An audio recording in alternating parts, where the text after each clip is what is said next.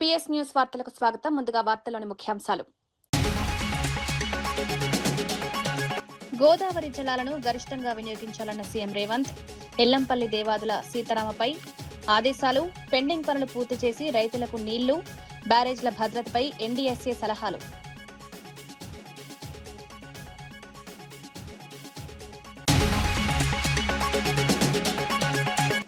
Assembly సమావేశాలకు YCP వ్యూహం సిద్దం చేసిన జగన్.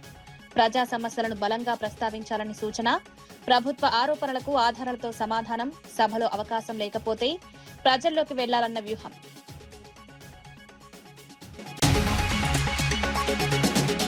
భారతీ సిమెంట్స్ పై రాజకీయ కక్ష ఎందుకని కాసు మహేష్ రెడ్డి ఫైర్. పరిశ్రమలను దెబ్బతీసే ఉద్యోగాల పరిస్థితి ఏంటని ప్రశ్న. అధికారం శాశ్వతం కాదని వార్నింగ్. రాజకీయ విభేదాలకు వ్యాపారాలు చూపొద్దని హితవు.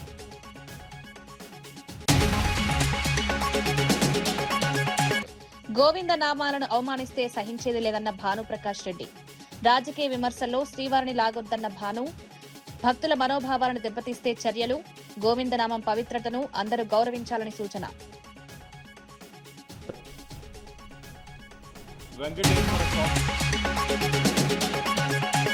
కేసీఆర్ అప్పులు 8 లక్షల కోట్లు కాదు, 2.85 లక్షల కోట్లే. పొంగులేటిని అడ్డుకున్నా నిజాలే మాట్లాడాలన్న కౌశిక్ రెడ్డి. అధికార సమావేశంలో తప్పుడు లెక్కలెందుకని ప్రశ్న. అప్పులపై తప్పుడు లెక్కలు చెప్తే ఊరుకునేది లేదన్న కౌశిక్. హైదరాబాద్ లోని ఎంసీఆర్ హెచ్ఆర్డీలో ముఖ్యమంత్రి రేవంత్ రెడ్డి నీటిపారుదల శాఖపై సమీక్ష నిర్వహించారు. రాష్ట్రానికి అందుబాటులో ఉన్న గోదావరి జలాలను గరిష్టంగా వినియోగించుకోవాలని అధికారులను ఆదేశించారు. ఎల్లంపల్లి, దేవాదుల, సీతారామ ప్రాజెక్టుల నుంచి నీటిని ఎత్తిపోసే అంశంపై ప్రత్యేక దృష్టి పెట్టాలని సూచించారు.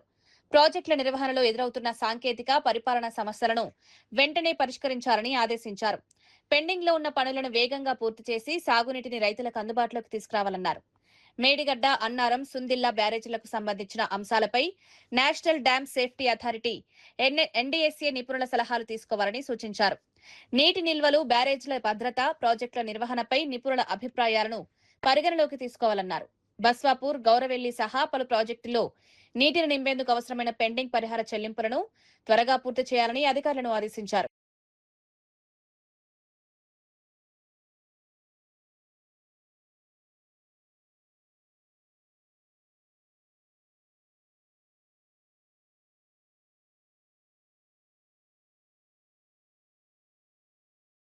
చేనేత కార్మికుడు వెంకటేశం మృతి ఘటన బీఆర్ఎస్ వర్కింగ్ ప్రెసిడెంట్ కేటీఆర్ తీవ్ర ఆందోళన వ్యక్తం చేశారు. రాజకీయ ఆధిపత్యం కోసం వెంకటేశాన్ని లక్ష్యంగా చేసుకుని హత్య చేశారనే ఆరోపణలను కేటీఆర్ ప్రస్తావించారు. ఈ ఘటనపై సమగ్ర దర్యాప్తు జరిపి అసలు కారణాలను వెలుగులోకి తీసుకురావాలని పోలీసులు అధికారులను కోరారు. హత్య వెనుక ఉన్న ప్రధాన సూత్రధారులను గుర్తించి కఠిన చర్యలు తీసుకోవాలని ఉన్నతాధికారులను కేటీఆర్ కోరారు. బాధిత కుటుంబానికి బీఆర్ఎస్ పార్టీ అండగా ఉంటుందని హామీ ఇచ్చారు. కుటుంబ సభ్యులను ఆదుకోవడంతో పాటు వారికి అవసరమైన సహాయాన్ని అందించేందుకు పార్టీ తరపున చర్యలు తీసుకుంటామన్నారు. చేనేత రంగానికి చెందిన వ్యక్తి మృతి చెందడం బాధాకరమన్నారు. రాజకీయ విభేదాలు వ్యక్తిగత ప్రాణాలకు ముప్పుగా మారకూడదని వ్యాఖ్యానించారు.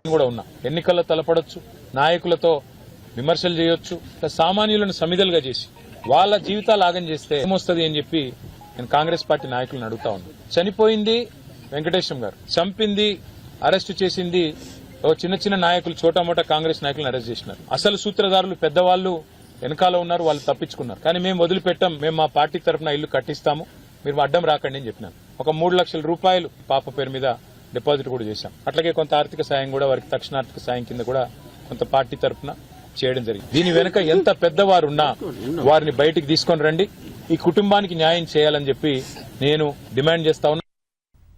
రాష్ట్రంలో జరుగుతున్నట్లు ఆరోపణలు వస్తున్న భూ కుంభకోణాలపై బహిరంగ విచారణకు ప్రభుత్వం సిద్ధంగా ఉందా అని బీజేపీ శాసనసభాపక్ష నేత ఏలేటి మహేశ్వర్ రెడ్డి ప్రశ్నించారు. భూముల కేటాయింపులు, ప్రభుత్వ ఆస్తుల వినియోగంపై ప్రజలకు స్పష్టమైన సమాచారం ఇవ్వాలని డిమాండ్ చేశారు. భూ వ్యవహారాల్లో పారదర్శకత లేకపోతే అనేక అనుమానాలు తలెత్తుతాయన్నారు. ప్రభుత్వ భూములను ప్రజా ప్రయోజనాల కోసం మాత్రమే వినియోగించాలని సూచించారు. భూ కేటాయింపుల్లో టెండర్లు, నిబంధనలు పాటిస్తున్నారా లేదా అనే అంశంపై ప్రభుత్వం సమాధానం చెప్పాలని కోరారు. పెద్ద మొత్తంలో విలువైన భూములకు సంబంధించి నిర్ణయాలు తీసుకునే ముందు పూర్తి వివరాలను ప్రజలకు వెల్లడించాల్సిన అవసరం ఉందన్నారు. అధికారుల నిర్ణయాలు, ప్రభుత్వ ఆదేశాలపై సమగ్ర పరిశీలన జరపాలని చెప్పారు.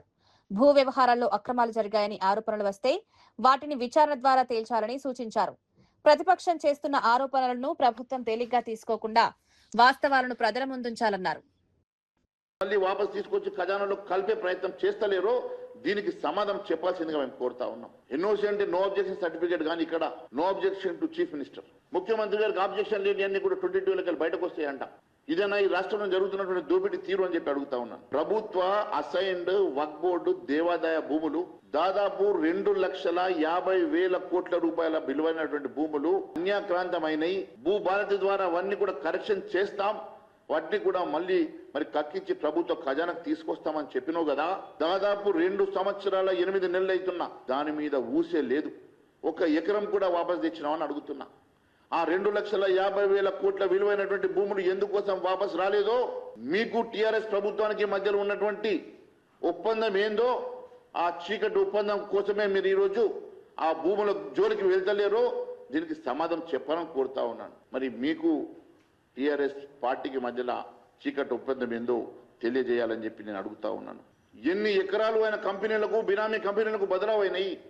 మంత్రిగా నువ్వు ఉంటూ నీ కుటుంబ సంస్థలకు ఎన్ని వేల కోట్ల రూపాయల కాంట్రాక్టులు వచ్చినాయో ఒక్కటి. ఆంధ్రప్రదేశ్ అసెంబ్లీ శాసనమండలి సమావేశాల నేపథ్యంలో వైసీపీ అధినేత వైఎస్ జగన్ పార్టీ ఎమ్మెల్యేలు, ఎమ్మెల్సీలతో సమావేశమయ్యారు. రాబోయే సమావేశాల్లో అనుసరించాల్సిన వ్యూహంపై పార్టీ నేతలతో చర్చించారు. ప్రజా సమస్యలను బలంగా ప్రస్తావించాలని ఎమ్మెల్యేలు, ఎమ్మెల్సీలకు సూచించారు. వైసీపీకి ప్రధాన ప్రతిపక్ష హోదా ఇవ్వడానికి ప్రభుత్వం సిద్ధంగా లేదని జగన్ ఆరోపించారు. ప్రధాన ప్రతిపక్ష హోదా ఉంటే అసెంబ్లీలో మాట్లాడేందుకు ఎక్కువ సమయం లభిస్తుందని పేర్కొన్నారు. సమావేశాల్లో పార్టీ సభ్యులు పూర్తి సమాచారంతో సిద్ధంగా ఉండాలని సూచించారు. ప్రభుత్వం లేవనెత్తే అంశాలకు వాస్తవాలు, ఆధారాలతో సమాధానం ఇవ్వాలని ఆదేశించారు. అసెంబ్లీలో మాట్లాడే అవకాశం లభించకపోయినా ప్రజలకు వివరాలు అందించేందుకు ప్రెస్ మీట్లు నిర్వహిస్తామని జగన్ తెలిపారు. ప్రభుత్వం చేసే ఆరోపణలకు ఆధారాలతో స్పందించాలని పార్టీ నేతలకు సూచించారు. శాసన మండలిలో వైసీపీకి ఉన్న బలాన్ని ప్రజా సమస్యల కోసం వినియోగించాలన్నారు. మెగా డిఎస్సీ అంశంపై రాజకీయ విమర్శలు చేస్తూ శ్రీ వెంకటేశ్వర స్వామి గోవిందనామాలను అవమానించడాన్ని సహించబోమని టీటీడీ బోర్డు సభ్యుడు భానుప్రకాష్ రెడ్డి హెచ్చరించారు. నెల్లూరులోని బీజేపీ కార్యాలయంలో నిర్వహించిన సమావేశంలో ఆయన ఈ వ్యాఖ్యలు చేశారు. వైసీపీ నాయకులు రాజకీయ విమర్శల పేరుతో తిరుమల శ్రీ వెంకటేశ్వర స్వామిపై అనుచిత వ్యాఖ్యలు చేస్తున్నారని ఆరోపించారు. పవిత్రమైన గోవిందనామాన్ని రాజకీయ ప్రయోజనాల కోసం ఉపయోగించడం సరికాదన్నారు. భక్తుల మనోభావాలను దెబ్బతీసే విధంగా ఎవరైనా వ్యాఖ్యలు చేస్తే చట్టపరమైన చర్యలు తీసుకుంటామని హెచ్చరించారు.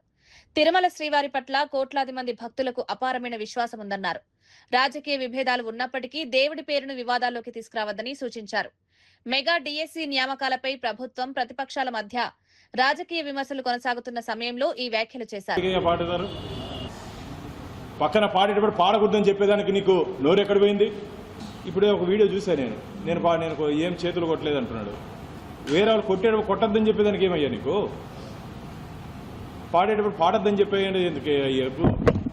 నీ విద్యా సంస్థల్లో పనిచేసే వ్యక్తులే దీని వెనకాల ఉన్నారని చెప్పి మాకు ఇన్ఫర్మేషన్ ఉంది. ఖచ్చితంగా పూర్తి వివరాలు తీసుకున్న తర్వాత వీళ్ళందరి మీద క్రిమినల్ ప్రొసీడింగ్స్కి వస్తున్నాం. వీళ్ళందరి మీద ఎవరిని వదిలిపెట్టే ప్రసక్తే లేదు. నీకు చిత్తశుద్ధి ఉంటే అలిపిరి పాదాల దగ్గరకు వచ్చి స్వామివారి పాదాలు అక్కడ ఉంది, పాదాల మడప అక్కడ దండం పెట్టుకొని వచ్చి బహిరంగ క్షమాపణ చెప్పు. అంతవరకు నేను వదిలే ప్రసక్తే లేదు.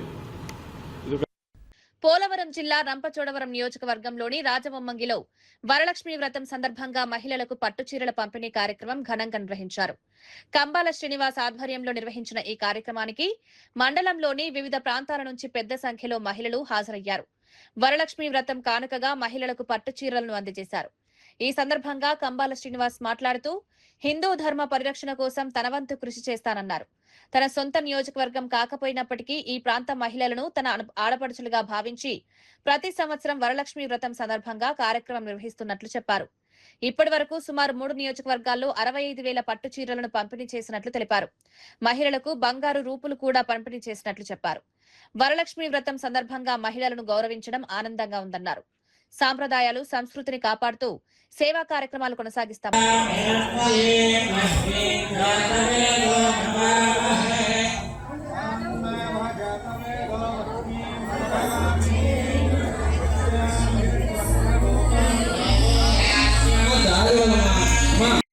కర్నూలు జిల్లా ఎమ్మిగనూరు నియోజకవర్గం జైభీం ఎంఆర్పీఎస్ నూతన ఇన్ఛార్జిగా సవల శాంతిరాజు మాదిగ ఏకగ్రీవంగా ఎన్నికయ్యారు. ఎమ్మిగనూరు పట్టణంలోని జై భీమ్ ఎంఆర్పీఎస్ కర్నూలు జిల్లా ఉప కార్యాలయంలో ఈ ఎన్నిక జరిగింది. నియోజకవర్గ అధ్యక్షుడు సవల బుజ్జిబాబు మాదిగ, ప్రధాన కార్యదర్శి సవల సత్యనందం మాదిగ ఆధ్వర్యంలో కార్యక్రమం నిర్వహించారు. జై భీమ్ ఎంఆర్పీఎస్ ఆంధ్రప్రదేశ్ రాష్ట్ర వ్యవస్థాపక అధ్యక్షుడు చిక్కం జానయ్య మాదిగ ముఖ్య అతిథిగా హాజరయ్యారు. స్థానిక నాయకుల మద్దతుతో సవల శాంతిరాజును నియోజకవర్గ ఇన్ఛార్జిగా ఏకగ్రీవంగా ఎన్నుకున్నారు. రాబోయే రోజుల్లో రాష్ట్ర స్థాయి నుంచి గ్రామ స్థాయి వరకు కమిటీలు లేని ప్రాంతాల్లో కొత్త కమిటీలను ఏర్పాటు చేస్తామని జై భీమ్ ఎంఆర్పీఎస్ నాయకులు తెలిపారు. డాక్టర్ బిఆర్ అంబేద్కర్ ఆశయాలు, సిద్ధాంతాలను ప్రజల్లోకి తీసుకువెళ్లడమే లక్ష్యమన్నారు. అంటరానితనం, కుల వివక్ష, అణచివేతకు గురవుతున్న ప్రజల సమస్యలను గుర్తించి వారి తరపున పోరాడాలని పిలుపునిచ్చారు. ఇన్ఛార్జిగా చేసినందుకు చాలా సంతోషంగా ఉంది. నాకు అన్నకి కృతజ్ఞతలుగా తెలియజేస్తున్నాను. అదేవిధంగా ఎల్లప్పుడూ అన్న ఆదేశాల మేరకు నేను రుణపడి ఉండి ప్రోటోకాల్ ప్రకారం పనిచేస్తూ ఎటువంటి ఒడిదుడుకులు వచ్చినా ఎదుర్కొని ప్రజలకు పనిచేస్తూ ముందుకు సాగుతామని ఈ సభాముఖంగా తెలియజేస్తూ జై భీమ్. ఈ రోజున ఆంధ్రప్రదేశ్ కర్నూలు జిల్లా ఎమ్మిగనూరు నియోజకవర్గంలోన జై భీమ్ ఎంఆర్పీఎస్ కర్నూలు జిల్లా ఉప కార్యాలయం నందు మా జై భీమ్ ఎంఆర్పీఎస్ కర్నూలు జిల్లా అధ్యక్షులు వారు ఈ రోజున జై భీమ్ ఎంఆర్పీఎస్ సంఘం ఎమ్మిగనూరు నియోజకవర్గంలోన నియోజకవర్గ ఇన్ఛార్జిగా మరి దాదాపుగా 2 నెలల నుంచి కూడా ఖాళీగా ఏర్పడడం కూడా జరిగినది. మరి ఎమ్మిగనూరు నియోజకవర్గానికి ఇన్ఛార్జిగా మరి ఖచ్చితంగా ఒక బలమైన వ్యక్తిని మరి పెట్టాలని కూడా మేము నిర్ణయించడం జరిగింది బుజ్జిబాబు అన్న ఆధ్వర్యంలోన. అది కుల వివక్షత, అంటరానితనం, అణిచివేతల నుండి ఎదుర్కొని తిరుగుబాటుతనం నుంచి ముందుకు వచ్చి జై భీమ్ ఎంఆర్పీఎస్ సంఘ లక్ష్యాన్ని వాడవాడగా చేర్చినటువంటి వ్యక్తి, పని చేసినటువంటి వ్యక్తి, సౌమ్యుడు, బలవంతుడు.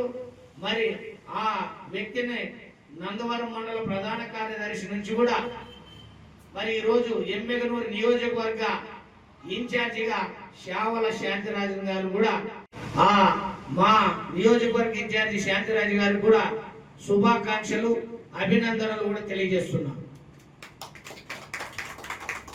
సోదరులారా, ఈరోజు జై భీమ్ ఎంఆర్పీఎస్ సంఘం అంటే ఒక భక్తి కాదు, ఒక శక్తి.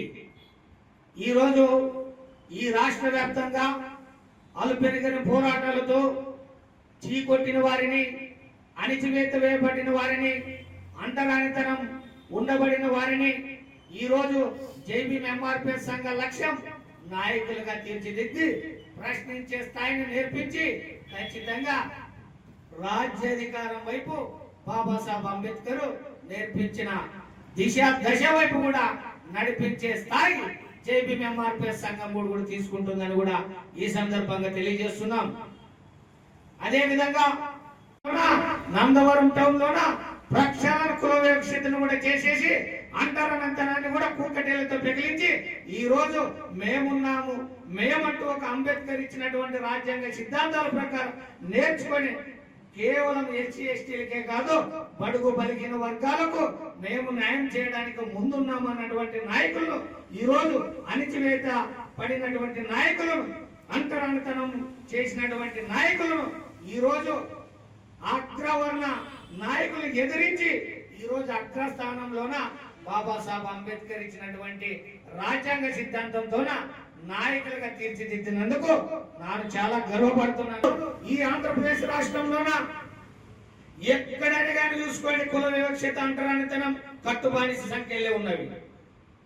వీటిని ఖచ్చితంగా పెకలిస్తాం, వీటిని రూపుమాపుతాం, వీటన్నిటిని కూడా అంతం చేయడానికి మరి గతంలో మరి 2 నెలల క్రితం ఢిల్లీలోన మరి ఒక సంఘం సిజేబి మరి బహుజనుల మన సంఘం అనేది కూడా ఒకటి ఏర్పడింది.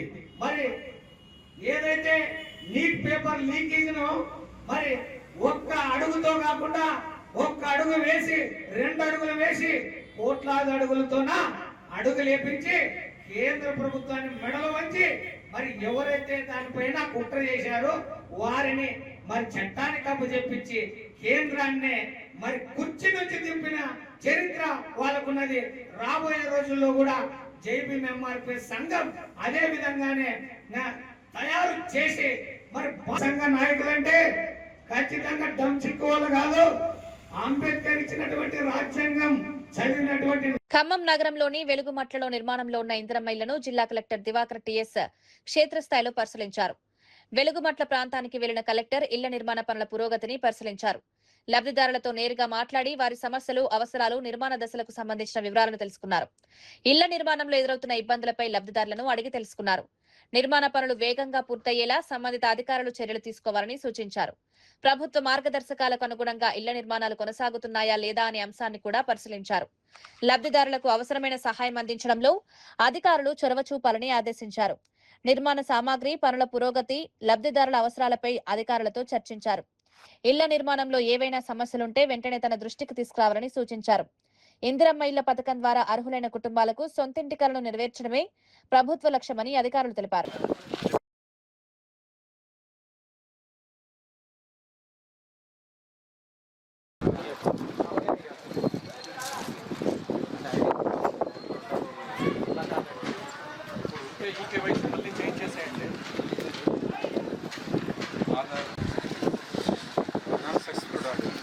వేరే వాళ్ళు ప్రిపేర్ చేస్తారు. ఓకే, ఇది 17 మంది ఇది ఉంది కానీ మీరు కట్టు ఉండండి, మీరు ఆగొద్దు. డబ్బు 100కి 100% వస్తుంది, మీరు కట్టండి.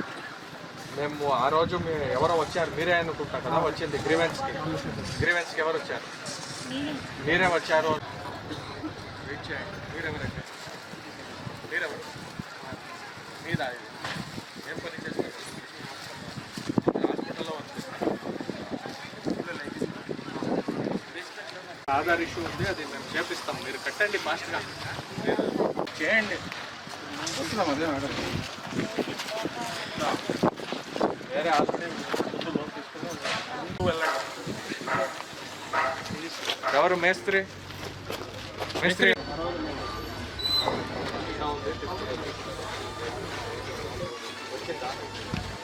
చేయండి, అందరూ సేమ్ ప్యాటర్న్లో పెట్టుకోండి. ఇక్కడ సమస్య ఏంటంటే వీళ్ళు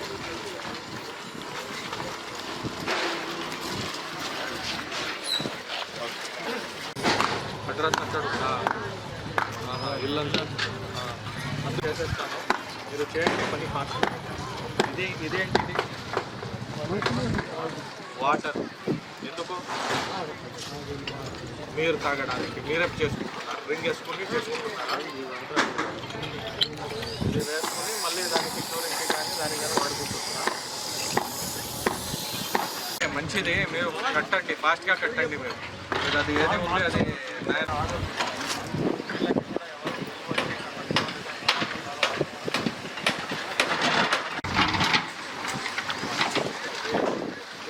ఆర్డర్ కూడా సేమ్ ఉన్నారు.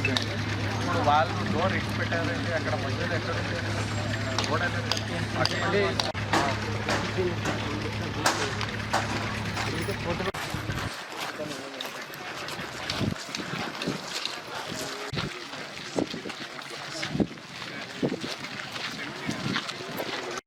అధికారం ఎప్పటికీ శాశ్వతం కాదని వైఎస్ఆర్సీపీ రాష్ట్ర అధికార ప్రతినిధి ఆరి శ్యామల అన్నారు. కేసులు, అరెస్టులతో కొంతకాలం గొంతు నొక్కగలిగినా ప్రజల ఆలోచనలను ఆపలేరని వ్యాఖ్యానించారు. సోషల్ మీడియా యుగంలో జెన్జీ యువత రాజకీయ పరిణామాలను నిశితంగా గమనిస్తోందన్నారు. యువతను రాజకీయంగా మోసం చేయడం సాధ్యం కాదన్నారు. ప్రస్తుతం ప్రతి రాజకీయ పరిణామం సోషల్ మీడియాలో వెంటనే ప్రజల ముందుకు వస్తోందన్నారు. ప్రభుత్వాలు తీసుకునే నిర్ణయాలు, రాజకీయ నాయకుల వ్యాఖ్యలను యువత పరిశీలిస్తోందని పేర్కొన్నారు. కేసులు, అరెస్టుల వంటి చర్యలతో రాజకీయ ప్రత్యర్థులను అణచివేయాలని ప్రయత్నించడం ప్రజాస్వామ్యానికి మంచిది కాదన్నారు. కదా మీ కాలంలో అంటే ఒకటే పేపరు, మీరు ఏం రాస్తే అదే వార్త. ఈ రోజు అలా కాదు కదా.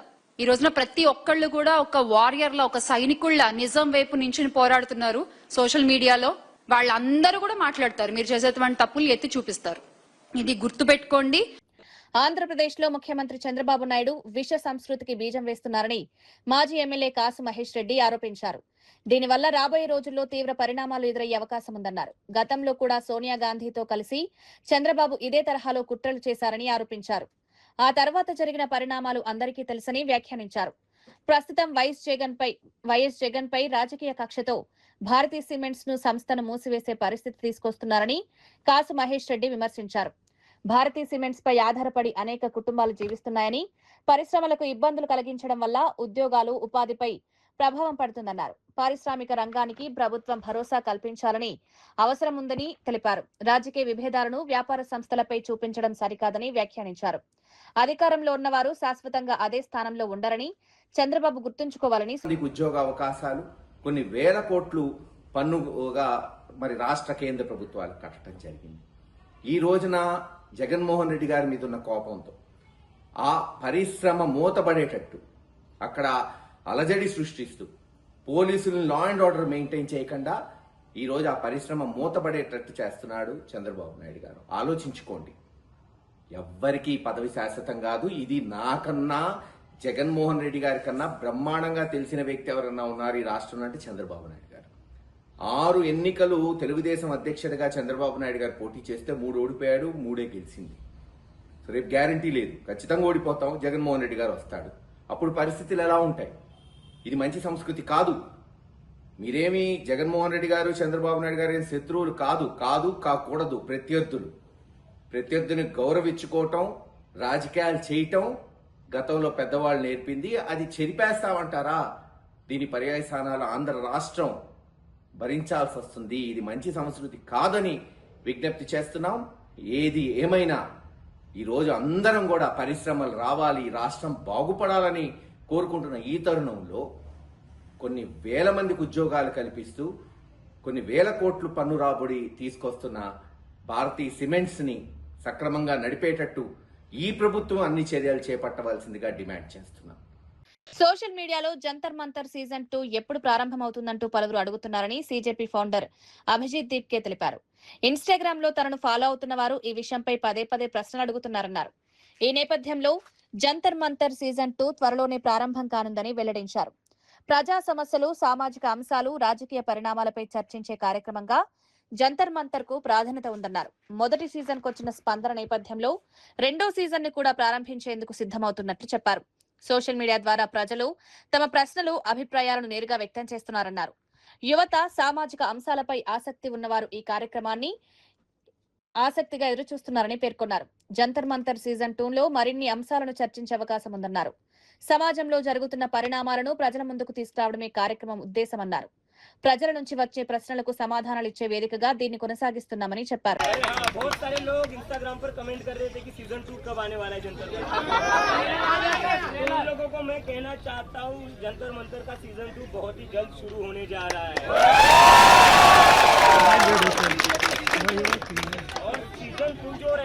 मोदी की इस्तीफा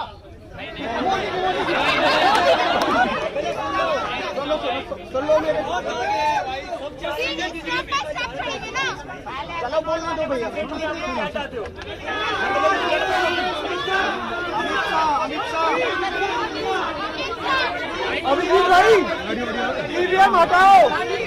కేసీఆర్ ప్రభుత్వం చేసిన అప్పులపై మంత్రి పొంగులేటి శ్రీనివాసరెడ్డి చేసిన వ్యాఖ్యలను తాను అడ్డుకున్నానని బీఆర్ఎస్ ఎమ్మెల్యే పాడి కౌశిక్ రెడ్డి అన్నారు. కేసీఆర్ ప్రభుత్వం 8 లక్షల కోట్ల అప్పులు చేసిందని మంత్రి పొంగులేటి చెప్పడం వాస్తవం కాదని పేర్కొన్నారు. ఇది కాంగ్రెస్ పార్టీ సమావేశం కాదని, అధికార కార్యక్రమంలో వాస్తవాలు మాత్రమే మాట్లాడాలని తాను స్పష్టం చేసినట్లు చెప్పారు. కేంద్ర ప్రభుత్వం వెల్లడించిన గణాంకాల ప్రకారం కేసీఆర్ ప్రభుత్వం చేసిన అప్పులు 2.85 లక్షల కోట్లు మాత్రమేనని కౌశిక్ రెడ్డి తెలిపారు. ప్రజలను తప్పుదోవ పట్టించేలా అప్పులపై తప్పుడు లెక్కలు చెప్పకూడదన్నారు. ఇతర ఎమ్మెల్యేల మాదిరిగా తాను భయపడే వ్యక్తిని కాదని స్పష్టం చేశారు.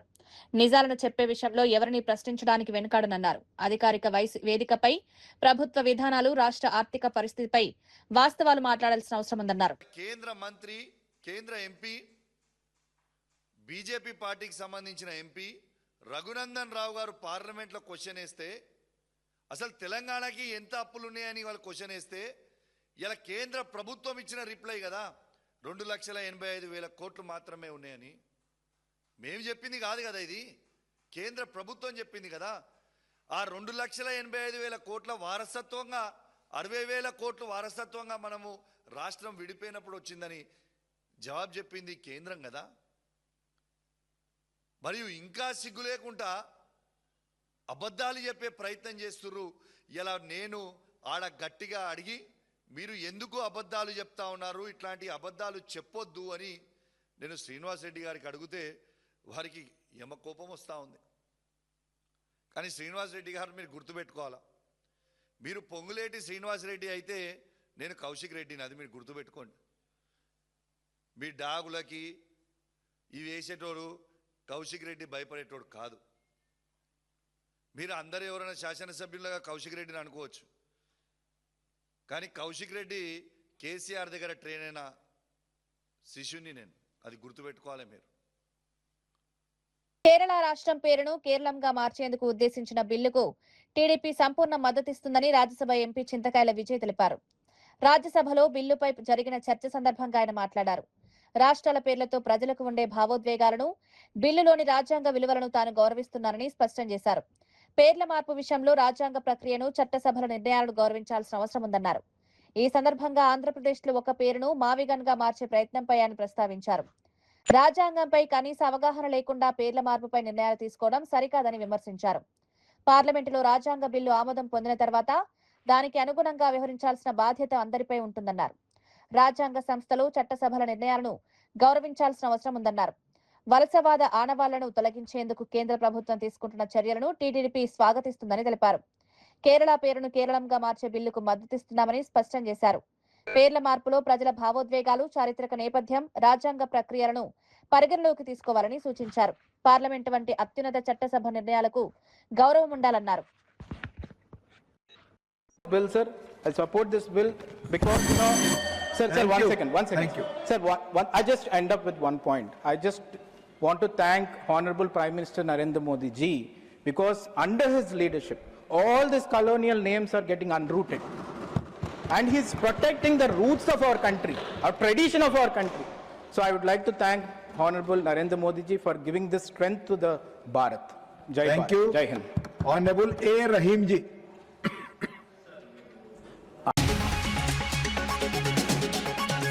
గోదావరి జలాలను గరిష్టంగా వినియోగించాలన్న సీఎం రేవంత్, ఎల్లంపల్లి దేవాదుల సీతారామపై ఆదేశాలు, పెండింగ్ పనులు పూర్తి చేసి రైతులకు నీళ్లు, బ్యారేజ్ల భద్రతపై ఎన్డీఎస్ఏ సలహాలు.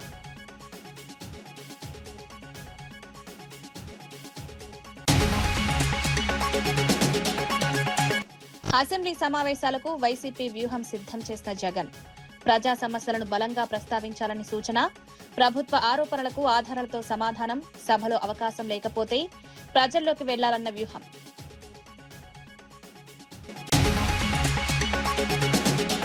భారతీ సిమెంట్స్ పై రాజకీయ కక్ష ఎందుకని కాసు మహేష్ రెడ్డి ఫైర్, పరిశ్రమలను దెబ్బతీసే ఉద్యోగాల పరిస్థితి ఏంటని ప్రశ్న, అధికారం శాశ్వతం కాదని వార్నింగ్, రాజకీయ విభేదాలకు వ్యాపారాలకు చూపొద్దని హితవు.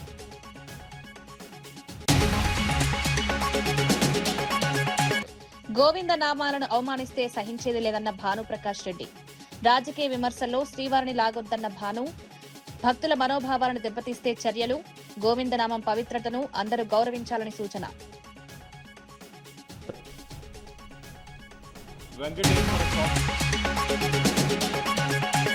కేసీఆర్ అప్పులు 8 లక్షల కోట్లు కాదు, 2.85 లక్షల కోట్లే. పొంగులేటిని అడ్డుకున్నా నిజాలే మాట్లాడాలన్న కౌశిక్ రెడ్డి, అధికార సమావేశంలో తప్పుడు లెక్కలెందుకని ప్రశ్న, అప్పులపై తప్పుడు లెక్కలు చెప్తే ఊరుకునేది లేదన్న కౌశిక్.